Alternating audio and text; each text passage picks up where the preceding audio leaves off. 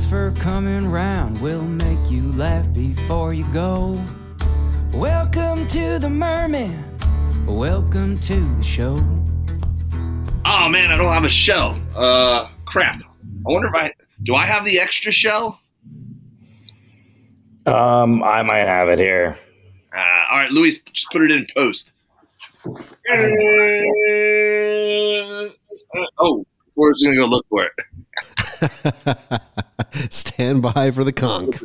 This is one way. You look very fat. Is that how you always dress when you go to Mexico? Oh shit! I didn't even realize I was wearing that. Yeah. Sorry. Didn't realize you were wearing a wife beater and a hat. That's all right, blow it, Forrest.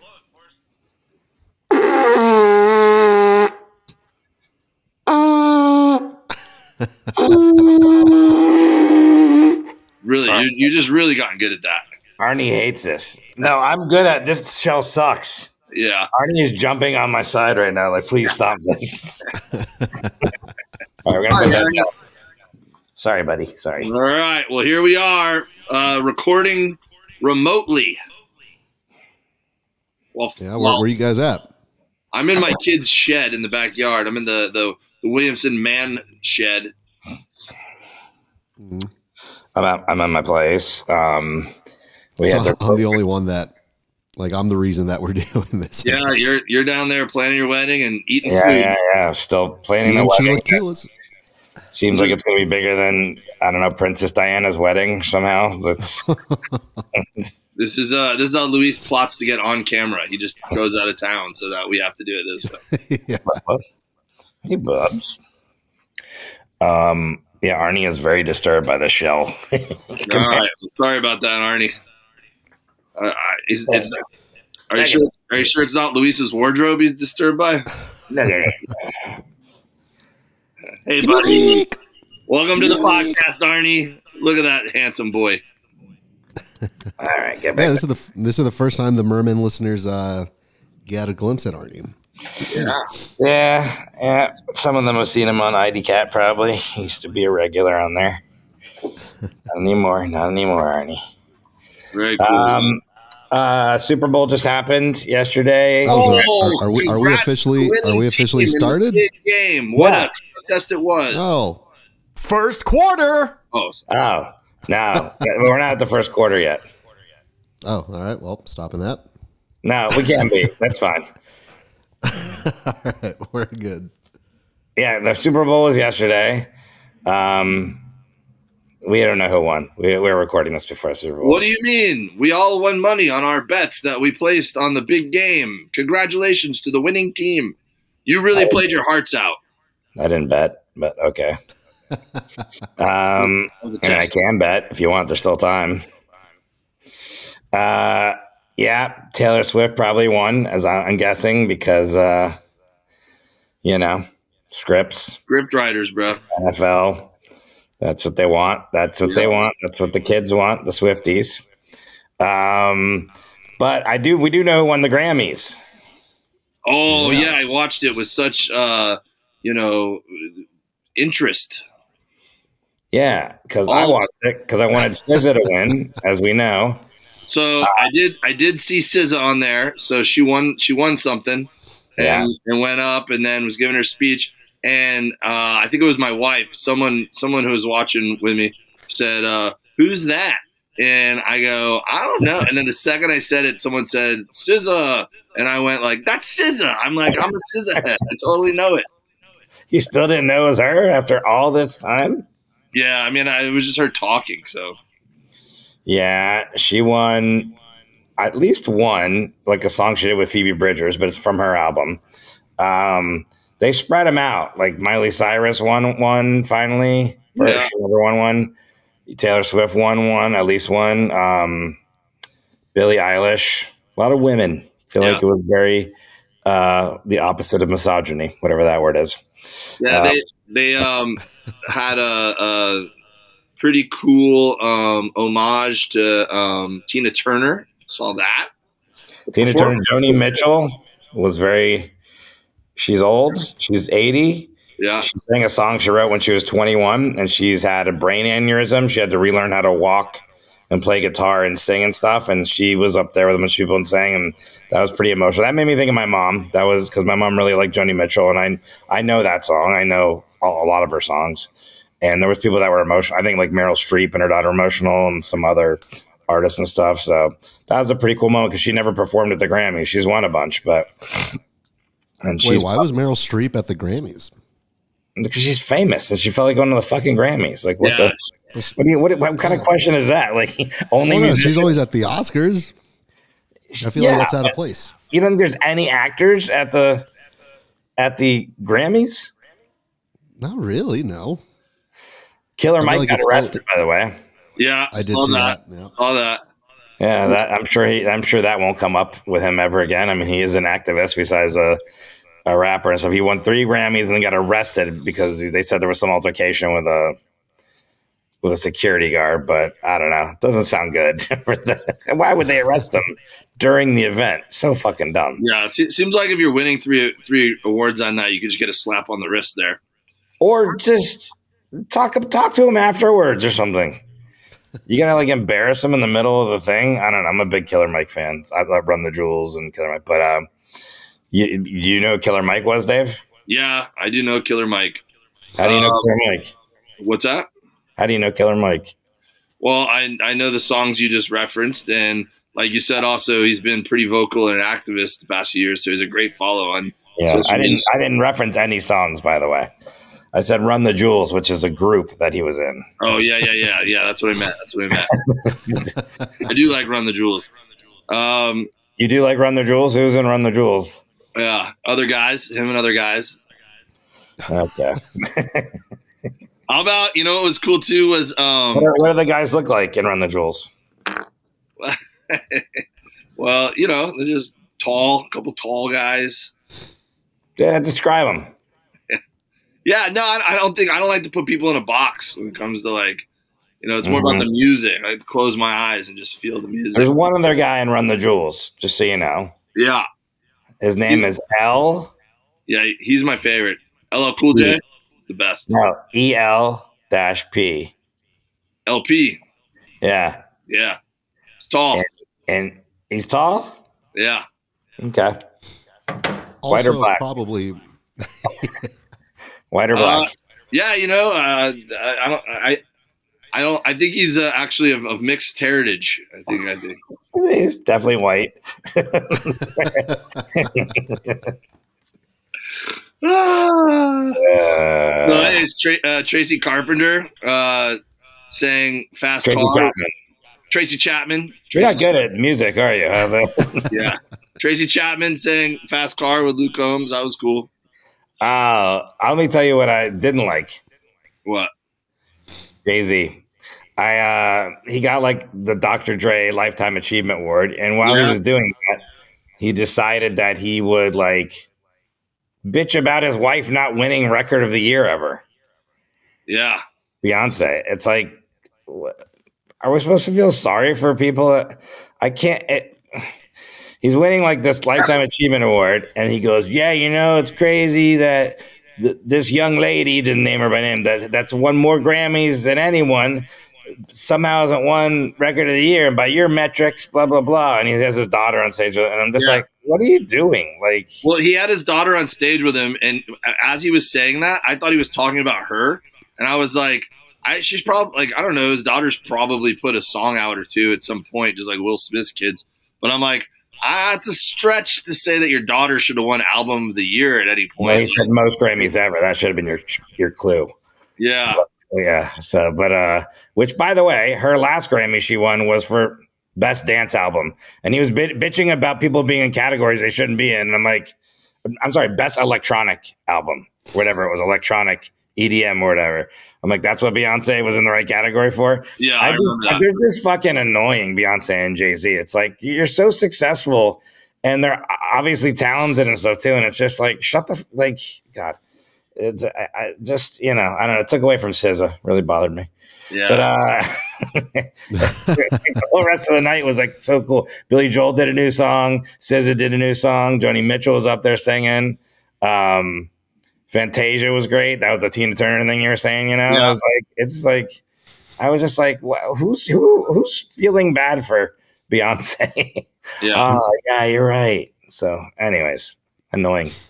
I've never been a Jay-Z fan, though. I don't like Jay-Z's. I'm not into him. So maybe that's part of it, too.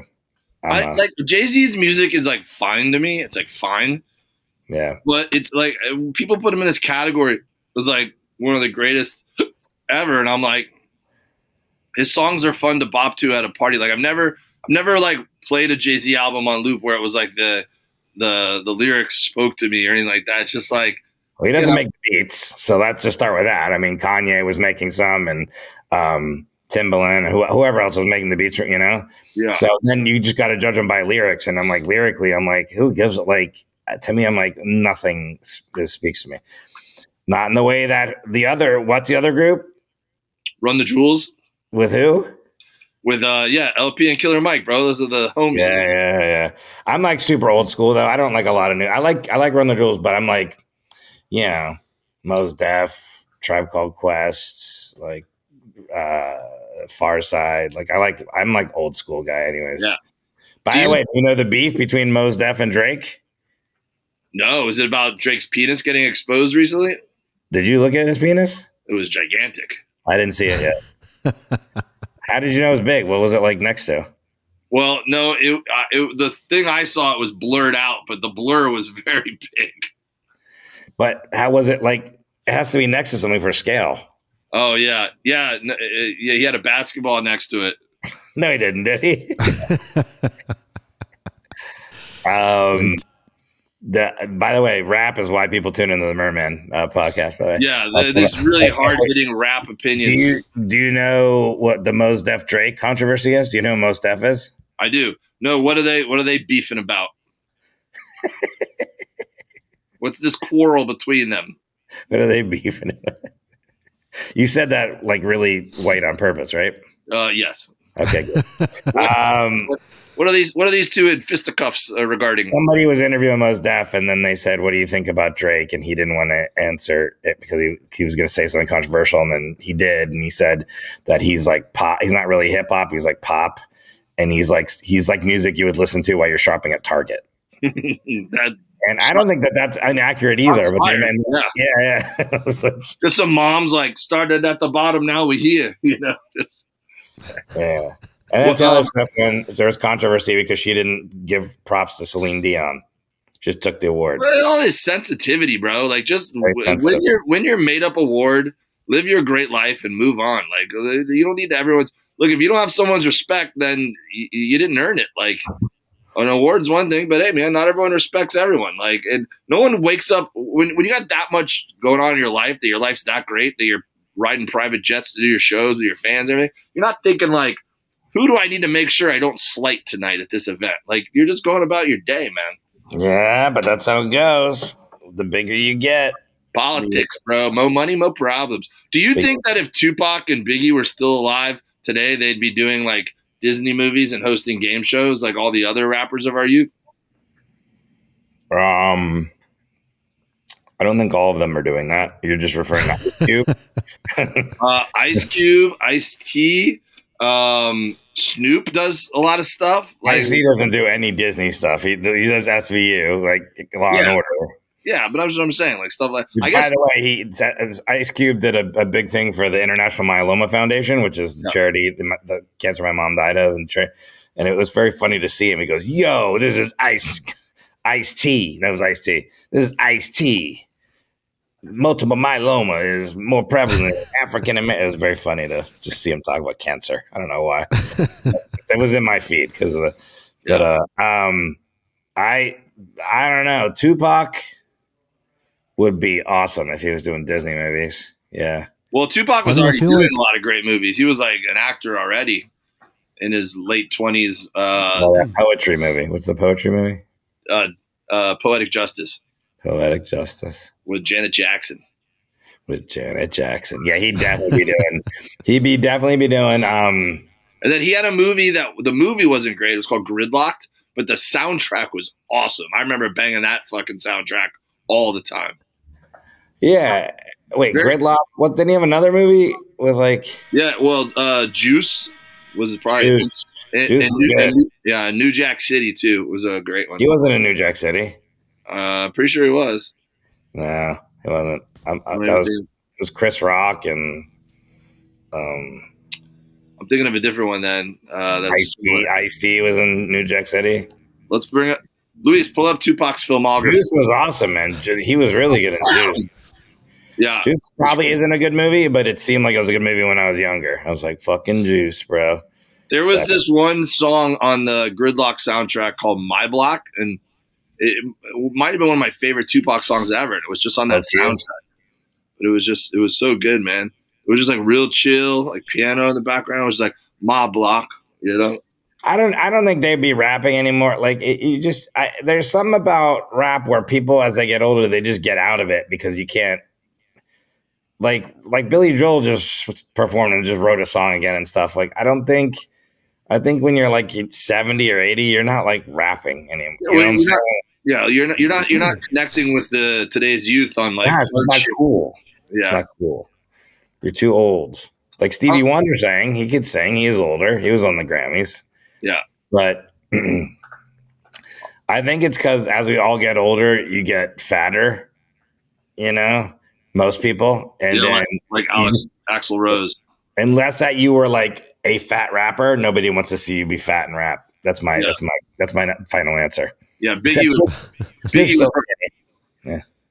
would probably get really winded these days. He can still do it. He was fat, so yeah. I love it when you call me Big Grandpapa. They'd start changing the lyrics like that, and you'd be like, ugh. No. Sorry, Biggie. He would have died of a heart attack anyways by now. Yeah. Fat Joe. Fat Joe's dead, right? I think he did. Yeah, I died. Wait, which? Oh, yeah. Or you guys heard the buzzer, right? No, definitely not hear the buzzer. I was just thinking it went off like 2 minutes ago. We're just going to keep talking we're just going to keep naming rappers from the Maybe we got to do this with the buzzer today so we hear it. Big pun. Big pun. Don't you punish me. Lean back. Who was that? All right, let's move on. Yeah, that was a good. I think that segment is going to be one of our best for people. Yeah. Listening to our that's what they tune in for. Yeah. In conclusion, fuck Jay-Z. Second quarter. Oh, there we go. You can hear that. Why are you not wearing your cowboy hat anymore? I don't know. I thought it was kind of throwing you guys off. Maybe it was distracting. Oh, yeah. Really distracting. Put it on the cool coat rack in the back of the room. I like Where's it. Jenny? Is she in the room? That's the backup. No, she's downstairs. Oh. She's downstairs making conversation with my dad. She doesn't want to hear the podcast after she heard us talking about the food? Yeah, what happened with that, Luis? No, she actually wanted to say, like, yeah, what the hell? Like, Forrest made me realize all of this is pointless. Like, what are we doing? Why are we over here? You were editing and she was listening to us bitch about you guys planning your wedding, and now she's lost all zest for planning That's her what I do. greatest I'm day good ever. at that. We had just finished 3 tastings that week, and then she was like, yeah, wait, hold on. They don't do that for any other party. What are we doing? Like, why are we here? Man, you're vastly different too. Were you like, oh, tasting 1 was way better? That actually was a lot different. Yeah, I think we might have a winner. I think it was worth it. Okay, yeah, sure. Are you out there ranching? Out there ranching a little bit, you know. Yeah, he's picking out the cow for the sliders at his wedding. All right. Something I want to bring up was last episode we had a video of a person with Down syndrome that looked like Dave. Yeah, Mike Miyagi-Do. I'm waiting for him to message me. I want that to be my new homie. He hasn't messaged you back? No, not yet. He's more famous than you, just so you know. Yeah, well deserved. He's very talented. I really like the show Love on the Spectrum, and I was watching the new season. There's a new American season last night, and then it made me feel bad that we even brought that up on the podcast. But we didn't make fun of him, though. I just was saying he looked like... We're celebrating his talent. But do you watch Love on the Spectrum? You were bringing it up for the whole reason of you wanted me to feel bad that I looked like him, and I don't think I took the bait. Do you watch Love on the Spectrum? I don't. I've seen it when I scroll through Netflix. But I've never dove into it. Is it good? You like it's awesome. It's awesome. We had the director and the doctor from the first season on the I Don't Know About That podcast. Does the spectrum on that show go all the way to Down syndrome, or is it autistic people? Or it's supposed to be autistic. However, in this season, there's a new not character. There's a new person. His name's Tanner, and he's I don't know, like if the spectrum runs from high functioning to lower function. He's somewhere in the middle. Like he has a job, but he talks a lot and he's very like upbeat and he goes on a first date that he's ever gone on and he's matched up with a woman with Down syndrome. And I was like, I don't know. I thought they were just doing autism in this show most of the time, but he matched up with a woman with Down syndrome. And at the end of the date, it starts to rain. He opens an umbrella for her, and he gives it to her to like walk home with, you know? Yeah. But he doesn't open it all the way. So it's just like, you know, when you don't open an umbrella, it's like that. So it's just a girl with Down syndrome, and I'm like, come on, like we gotta fix you up. Like it looks bad luck. She's got Down syndrome. But they go on a second date, so they're doing good, huh? Oh, I'm super intrigued. What happened? What's cool about the show, though, honestly, is number one, just shows you that it doesn't matter if you are on the spectrum of autism or have Down syndrome. It's like dating is all the same. It's awkward and uncomfortable, and like first dates. It's like and you're trying to find some, and everyone, and they have this vast this array of characters. It's called on the spectrum because there's different spectrums. There's this girl Danny, and Danny's not bad. She's got some big boobs. She's like she keeps cameras off. She's high functioning. She has she wants to be an animator, and she has does animation and wants to run an animation company. She's still on the autism spectrum, but she is. If you met her, you might not know you'd be like, she's weird, maybe, and that but then you'd be like, oh, maybe she's on the spectrum. But she is one of the horniest people you'll ever meet. Like all she wants to do is bang, hard. Like she's like, maybe if we could just kiss. She wants to kiss on the first date, tongue. Like she talks about it. She drinks a little bit. She is one of the horniest people on the spectrum or not they will ever meet, and she's a trip to watch. Yeah, so she's good. And then my other favorite character is this guy, Jesse. I think his name's Jesse. Is Danny so on the spectrum that she doesn't realize that that's to form an opinion on that sort of behavior? When I say she's horny, she's just she's thirsty. Okay. Like when she likes the guy, she likes him. When she doesn't, she's like, no. But the guy, there's a guy, Jesse, and he lives with his older parents, and he's somewhere in the middle of the spectrum. But this is what I really love about the show and about the way they date and stuff is once they make up their mind, if you went on a real date, you'd be if you went on a date again, you'd be you'd beat around the bush. You might ghost, someone might ghost another person or the other person, or you might not say your true feelings. They're just he's on a date and the woman's like, yeah, he doesn't want kids. And they're in the middle of the date and she goes, yeah, I want to start a family. He goes, okay, so I guess we'll just be friends. Goodbye. And then he just leaves. Dates over. What do you think I would be like in the dating world these days? I mean, yeah, people would think you're on the spectrum probably because you talk. So you'd be like, hey, and another thing, but we'd have to. So they have people that help train some of the people on the show that have never been on dates or very few dates. And they also are on the spectrum of autism. So they give them tools to use. Hey, make sure you're not always talking about yourself and this and I would definitely need that. I would definitely need that. You would totally need a coach because I think they would be like, now, Dave, remember that you need to let them speak too. And then ask them hey, how was your day? Yeah. Not everyone cares about the Southern California high school water polo scene. So maybe pick something more relatable. Yeah. Yeah, it would be at the beginning of each date too, when they introduce a new character. I keep saying character. When they introduce a new person, they'll be like, today, so and so is meeting, Rachel. Rachel likes monkeys and trains. Rachel doesn't like loud sounds and hot dogs. I'm telling you, it's the best show, and I'm not laughing at the video show. Like, I'm laughing putting myself in that scenario. I could just see, like, my wife leaves me and I have to start dating again, and I haven't been on a first date in 20-something years, and then I'm on this show, and it's like, Dave likes IPAs, and barbecue. Exactly. Hey, it's waking up in the morning. It's a great show. There's two. What would be your profile, Forrest? Huh?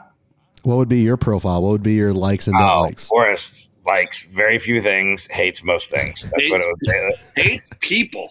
Yeah. Hates people. And also, what's the one I like?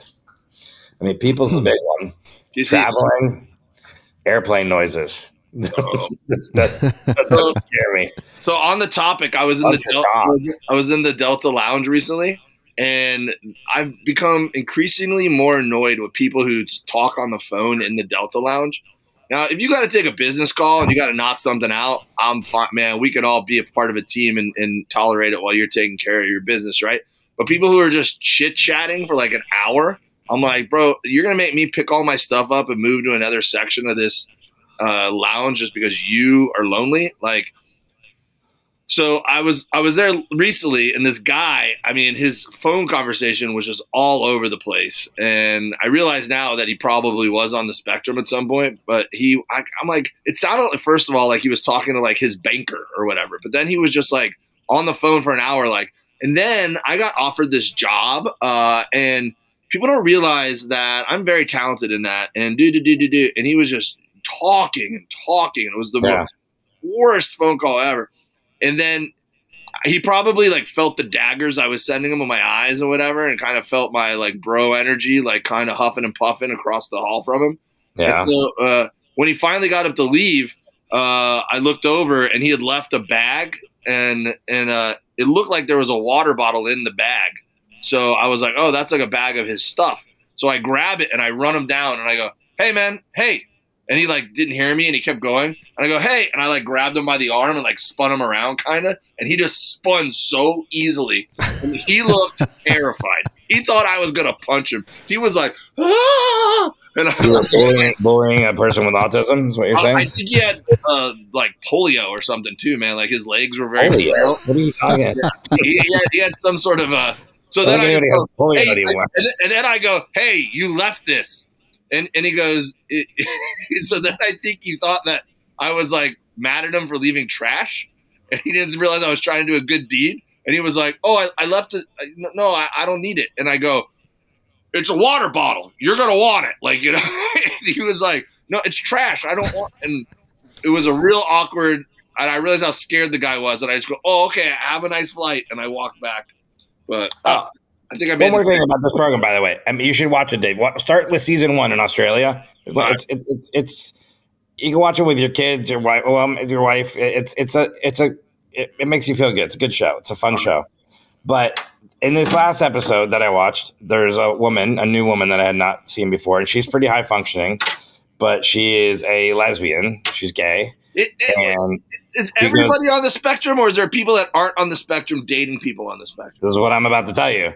This is the first date that I've seen where the person she's dating, I believe, does not have autism. I thought she did. When they meet up on a bench, she sounds like she has just her vocal patterns and way she does. Like, oh, she's autistic or she's on the spectrum. They say on the spectrum. They don't say, severely or the high functioning. And they just say on the spectrum. But she seems like high on the spectrum. And then when she says, oh, I have autism, she doesn't say, oh, yeah, I do too. So I think she doesn't. So that was my point, is like, where is it is it acceptable to just. Isn't Amy Schumer married to a guy with autism? Yeah, I mean, maybe he says that. I mean, Jim says he's on the spectrum. The Jim Jeffries says on the spectrum of autism. He's married. I'm telling you, this girl, Danny, she's like, you might, if she had her boobs out and you saw her at a bar, you'd be like, hey, what's in there? You talk to her and be like, oh, there's something going on with her. but I don't know. I don't know what the rules are. Oh, is that the alarm? Oh, good, because I was about That's to. the buzzer. I don't know what the rules are for autism. Down syndrome. I need the dating Luis rules. is trying to save us from ourselves. If you have autism, you can date someone with Down syndrome in this show. Yeah. But if you have autism, you can date someone without autism and autism. But I don't think you can do. And No. apparently, when they have their boobs out, you don't notice certain things about where they're at on the spectrum. Well, I'm just saying, Yeah. All right. Just real quick. I started watching the Australian version after we had the director and the therapist there on IDCat. And I fucking fell in love with it, and like Michael, I never watched past the first season or anything, but Michael, oh my God, that guy's amazing. He's got his own podcast too. I think it's called like Mr. A+ podcast. Yeah, no. They're like the one guy, Jesse, the American guy, he's got like this kind of curly, mullety kind of hair. He's like, yes, I've become quite popular on Instagram. Like people know me. So he's going on dates off of Instagram now. Like they're like stars. Yeah. I'm pretty sure Jay Larson's cousin is one of the people too, because the other day he posted a happy birthday thing and he said, "Oh, from my cousin." I'm like, "That's the girl from Love on the Spectrum that she's in a relationship. They're on a safari in this season." Yeah, they get to go on safaris and shit. Well, there's this one family that clearly has money, and he's dating this girl, and he's like, "I'm going to take you on a safari," and he goes with his sisters and her, and I'm like, "This dude comes from." Well, but Kish, this guy Dave, because he's taking her on he's already been on safari. He's like, I'll take you on one. I'm like, oh, he's loaded. And we'll just take another safari. Yeah, and her name is Abby. I want to say, I'm pretty sure I have to hit up Jay. I'm pretty sure he said this is my cousin, and I go, that's the girl from Love on the Spectrum. Anyways, it's great. It's a great show. I highly. If no one's watched it, it's on Netflix. I think there's 2 Australian seasons and there's 2 American seasons. Watch them all. Good stuff. All right, cool. Third quarter.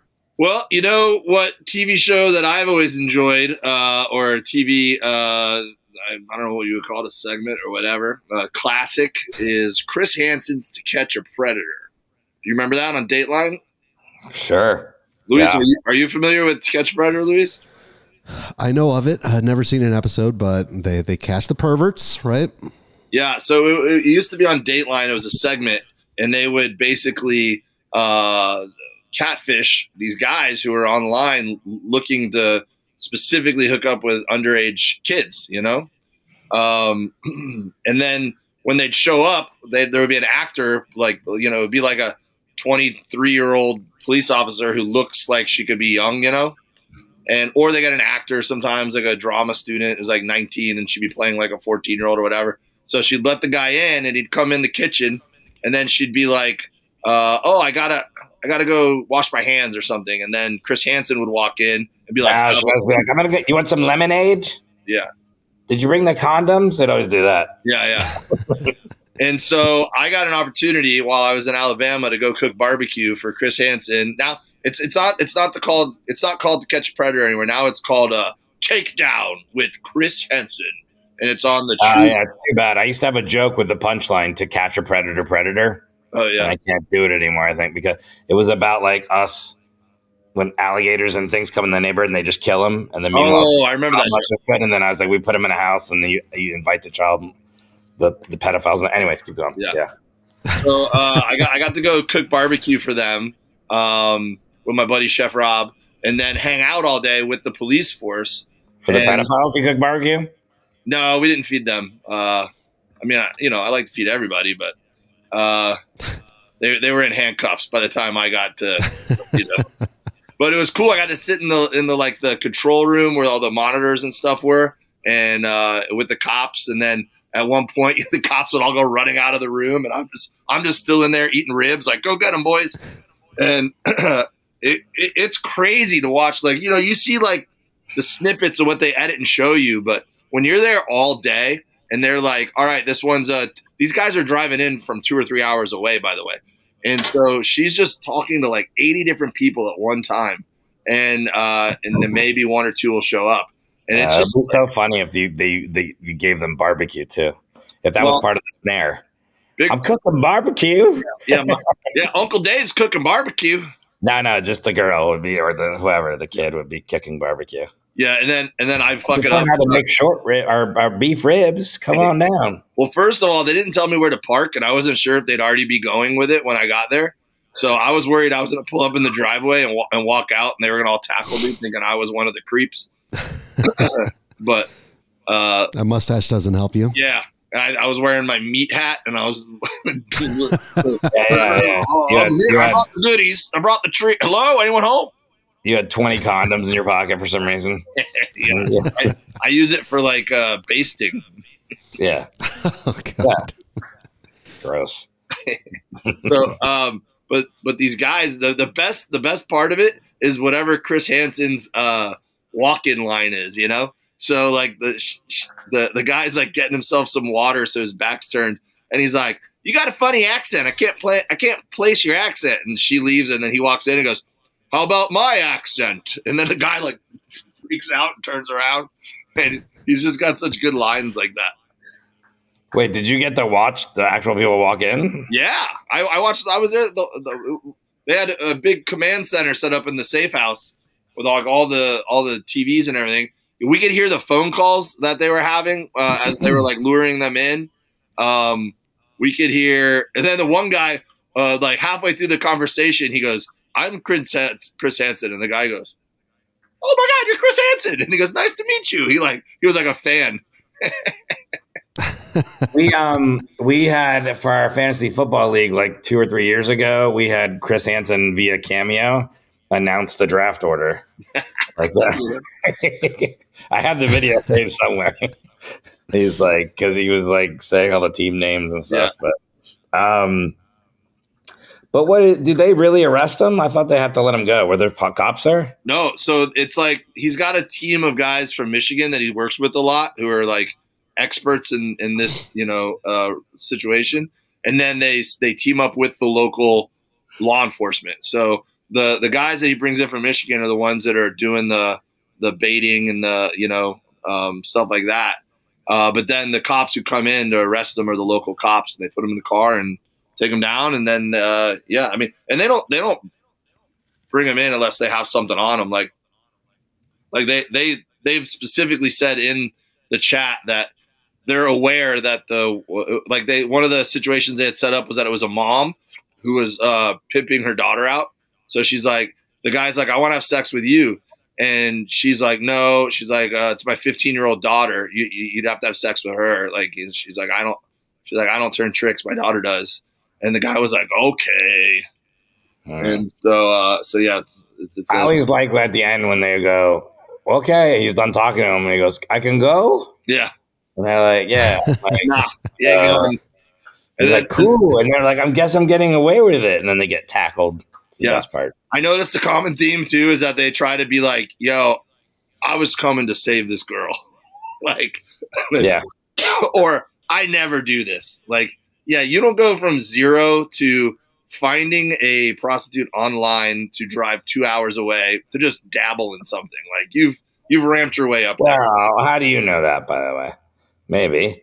I mean, I think in their brain, if they want to believe that, you don't go from never doing any of that.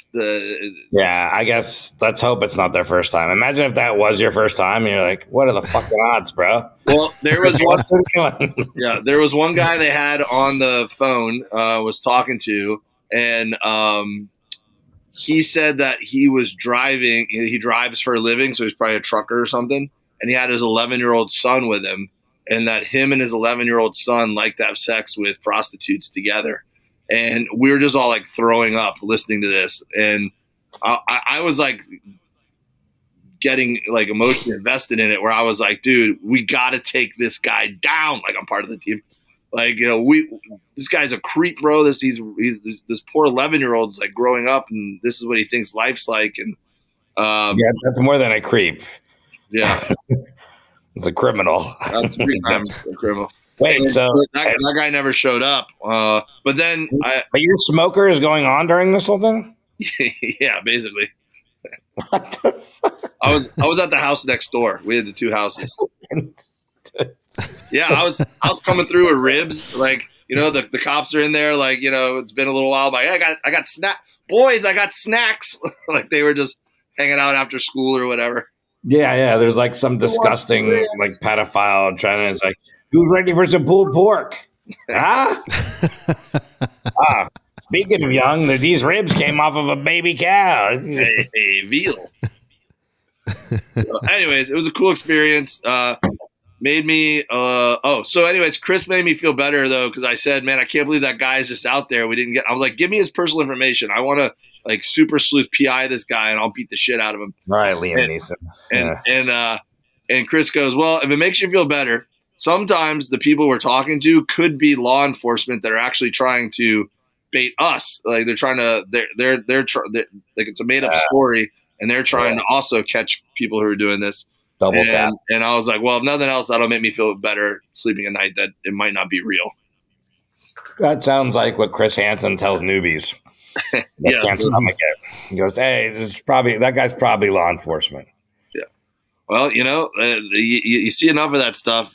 I can see how in your brain you're just like, can't handle it anymore, you know? What were you going to do with his personal information? Go kill him? Yeah, I mean, I don't know if I have it in me to kill somebody, but I'll start a bar fight and beat the shit out of them for no reason. I like how that was a statement you just made. I don't know if I have it in the kills. Yeah.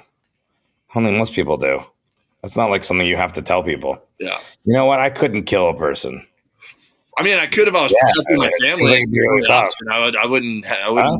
I could have had to like protect my family, and it was my only option. Self-defense, yeah. Like you're trying to get somebody off, you're going to do whatever you can. Seeking a person out, assassinating them. Well, I don't want to ruin my life. Like I want vengeance, but only to I have lots of fantasies about being like a Jason Bourne character, but it's the same thing as when you watch. This is what I said: when you watch football, when people watch sports, or like I feel like they're looking at it like, oh yeah, I could do this, even though they know they can't because they're older or they never were athletic or whatever. They just look at a human being and they're like, well, that human being is doing it. I do the same thing with like the Jason Bourne, the Liam Neeson character. I'm like, I could do that. I don't have a family. I'm the perfect person they'd recruit. No kids, no family. They can get all my records and scrub them and then just start training me to be a fucking killing machine. I told you. I support you in that. I don't think it's too late. I can't even lean forward through an entire podcast, but I don't think it's too late either. You know why? Because old assassins, man, that's where it's at. They're not expecting it.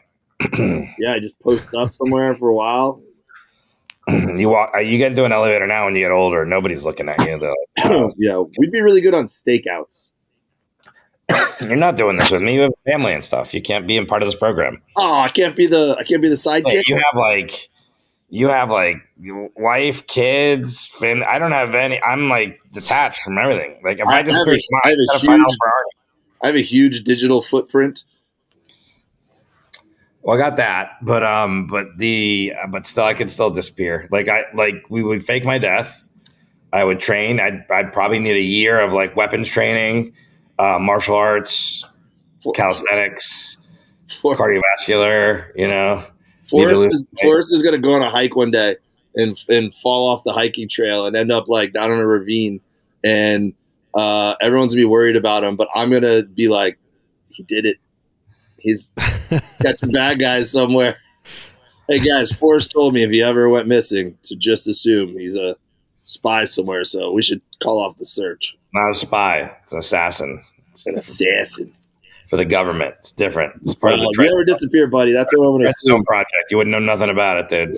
Yeah. Don't worry about it. Every now and then, I'll just think I see you in a crowd. Yeah, like, you just got muffled. He's doing it. Yeah. You just got muffled. Speaking of that, the weight thing. Yeah, I think it's the fourth quarter, right? Yeah, we got to figure that out. We got to get organized with the weight loss. Well, I've lost about 300 pounds, down to 13 pounds. Look. You look great. I got about 2 months. So I'm going to Australia April 20th. And I think that's like my weigh-in day. The final is like the April 18th or something like that. Or is it April 16th or something like that? Yeah. So I got about 2.5 months. And this is where I really kick into gear now. We got to look back and see, get organized on start working us money and what their guesses were. Did everyone send you money? Couple people, but a lot of more people put in weights, right? Yeah, people sent guesses and some people sent money. Yeah. Yeah. Some people just sent money and didn't send guesses. So I'm like, I don't know how that's going to work. I'll tell you how that works. You just keep the money. All right. They didn't follow the rules. To catch a predator. To catch a. Now, I mean, I guess we could redo the guesses now because people went like 250. I don't know if I'm going to get to 250. You don't get to redo your guesses. You got to stick with your guess that you thought. People that went higher are going to do well. But I will tell you, these last 2.5 months. Yeah. This is like when I go psycho OCD. This is when I start training for the Treadstone project. The beard brush, by the way. The beard looks strong today. Yeah, it's because I've been brushing it right here. Once I start training for Treadstone right now to assassinate and kill pedophiles, you can see all the weight just melt off. All right. I mean, have you lost any weight? Are you looking good naked in the mirror yet, or what? What? That's normally when I could tell I've lost weight. Like I just look at myself in the mirror. Yeah, but why would you come on? Like you go to one Chris Hansen stakeout and all of a sudden you're creepy? Why is that creepy? First of all, do you look at yourself naked in the mirror a lot? Yeah, like before or after I get in the shower, sure. You look at yourself in the mirror like you give yourself a little flex. Yeah. Look at this fine piece of ass. You do that? I think everyone does that. You do that, Louise? I do, but I don't last very long. I'm like, oh, disgusting. And then I go into the shower. Because you're uncircumcised probably, so it's gross. Didn't say no. Okay, it's confirmed. Will sign up for the Patreon. You'll find out if I am or not. Yep. Yeah, I don't look at myself naked in a mirror ever. Well, what are you exploring your body? I guess if I need to see if there's like a cut on my ass or something, I'll turn around and, put my head between my legs and, spread my ass cheeks. And that's how I look. The old ass cuts. You either need to look in the mirror every now and then to make sure you don't have ass cuts or have a good friend. One of the two. I mean, I've seen myself naked in a mirror. I'm not saying like I'm always covered up in front of a mirror, but I'm not like, akimbo. They have comedy shows where the comedians get naked. What? Why? I don't know. I don't think I could ever want stage time that bad. Like, and I don't mind getting naked in front of people. Like, or not naked. But I don't mind. Like, I'm not like I wear a Speedo all the time. Like, I'm not ashamed of my body. What's the point of getting naked and doing a comedy show? I don't understand. I don't know. I mean, there's been different reiterations. What is the word? There's been different forms of that kind of show, but where the comedian ends up naked. I don't know. Some of them are like, I don't know how they go, but I'm looking it up right now. All right. Naked comedy show promotes body positivity. It's like if you have clothes on, like what do you? Time Out in New York. Naked Comedy Productions, a monthly comedy show featuring the best comedians in LA. I don't. Yeah, if that's true. Yeah, I don't think. Only Bill Burr signed up for that. The Downtown Women's Center. Here were the comedians that they had: Samantha Ruddy, Joey Dardano, Mary Houlihan, Melody Kamali, Max, and Nikki Weinbach. You ever heard of them? No, man. I have a hard enough time booking like my monthly show that I do and getting comics to say yes. I don't know how. That sounds like a nightmare to book. Yeah, it's. I just looked up one of these comedians. I would not want to see them naked. Whoa! Hey, not saying which one. Positive. Not positivity, bro. You don't understand the point, Luis. I guess not. No, but we're already like when you're on stage as a comic, you're already like You're naked in certain saying ways. everything. You're like talking about your life and like all this warts and all, as they say, you know? Oh, here we go. Here's a guy. Gross.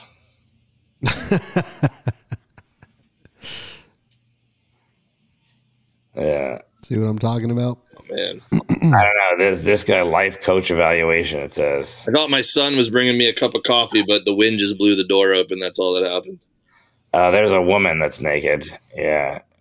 I mean, she looks how I would look naked. So, not that. And, yeah. Hey, do you guys have your own cardboard cutout of you doing stand up? Wow. Should I bring that into the studio? Yeah, you should actually. Yeah. What? What's happening? I just had to close the door. Sorry. I didn't see it, but whatever. That's fine. Oh, you didn't see the? Is there like a rock climbing wall behind you in a shed? Yeah. It's only like 6 feet tall, the shed. Like, what do you climb?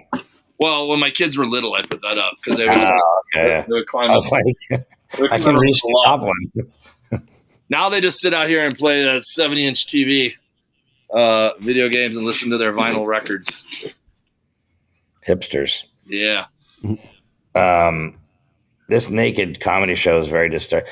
Like, part of the deal is when you talk about your dick is you need people to like think of whatever you want them to think about your dick. Yeah, not actually see your dick. Yeah, like here it is.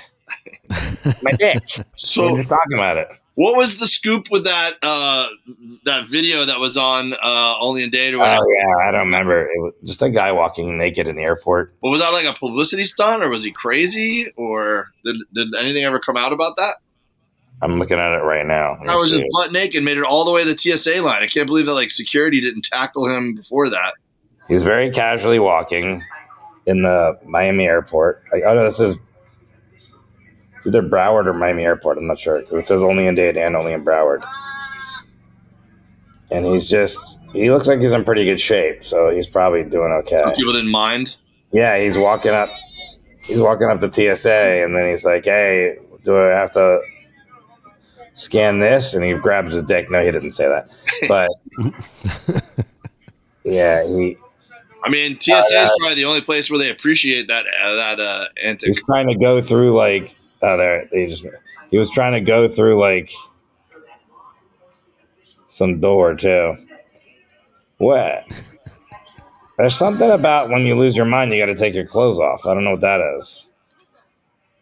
Yeah. It just goes to show you we shouldn't be taking clothes off.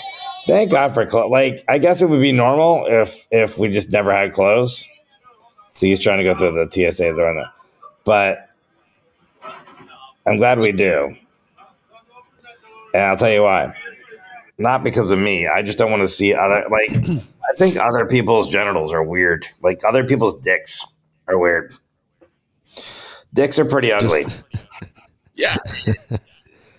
Like, I don't, how do I word this without this becoming a really bad soundbite? His name is Killer Mike. Like, I'm not ashamed of my body and or my penis, but I don't want, like, I don't have a display piece. Let's put it that way. And, yeah. Plus, you're a ginger. Nobody wants to see that. Yeah, I don't want to. Yes, you know, I would sit on my balls all the time too. Like clothes are functional. Wait, what do you mean you sit on your butt? Like, if there's no clothes and we're just like every time, like, clothes aren't preventing you from sitting on your butt. What are you wearing, a jock strap constantly? Nah, I just keep everything like, you know, tucked in a little bit. I got some floppy balls. Gross. Save it for Chris Hansen. We got like 5 sound bites out of that one. Yeah, I'm gonna regret them all. Floppy balls. Floppy balls. Sit on your balls. How old are you, dude? Yeah, well, I'm in my 40s. 2 minutes left. Oh, thank God. Dos minutos. We're trying out the different format where we're at the 10th minute of the last quarter. 2 minutes left. Yeah. Wrap it up. Yeah, let's wrap this up before this goes down any more of a street about my balls. Yeah, and everyone's tuning out because you're making them picture your balls. Well, I've told you guys the story about the pranks I pulled on people with my balls before. I mean, where you sat in gum? Yeah, Luis remembers. It's burned his my memory. I sat in gum prank. With some hair in it. Yeah, and then I made them a doorknob one time too. I put him through the hole in the door, and then I heard my buddy inside like frantically scurrying, and then split second I realized like, oh, he's gonna grab my balls and purposely hold them, and so I had to like pull my balls out of the hole real quick. Just guys being guys, fellas. But wait, you put your balls in one hole? They were like painting our house. So like they taken the doorknobs off the door. Everything was done and dry, but they just hadn't put the doorknobs back on yet. So my buddy was in his bedroom reading a book. So I put my balls through the doorknob hole and then knocked on the door. And then I was waiting for him to be disgusted, but instead I heard him running towards the door. And I was like, oh, wait, this is a very vulnerable situation. So this is why you're sitting on your balls, by the way. All this stuff. Yeah, stretch them out at an early age, shoving them through holes and doing stuff with your fucking floppy ginger balls, dude. Floppy ginger balls. That's going to be your assassin name. All right. Well, go to forrestshaw.net. I think all my Australia dates are up there now. I'm going to be in Sydney and Melbourne. Very cool, man. I'm excited for you to go do that trip. I'm going to be in Colorado this month. I'll be doing a show in Parker, Colorado, which is just outside Denver. And then I'm going to be at the Breckenridge Distillery, which I'm pretty excited about. I think it's going to be a fun show. I'm doing some Don't Tell shows all around Denver and stuff as well. So DaveWilliamsonComedy.com. Check out tickets. And then I'll randomly be in Fayetteville, Arkansas as well. So if you live near Fayetteville, come check me out this month. Cool. At Dave W Comedy.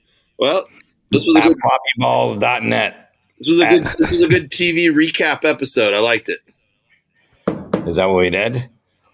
Yeah, we basically just recapped a bunch of TV shows, including the Grammys with my boy Killer Mike and SZA. You know what she looks like now. I do. She's beautiful.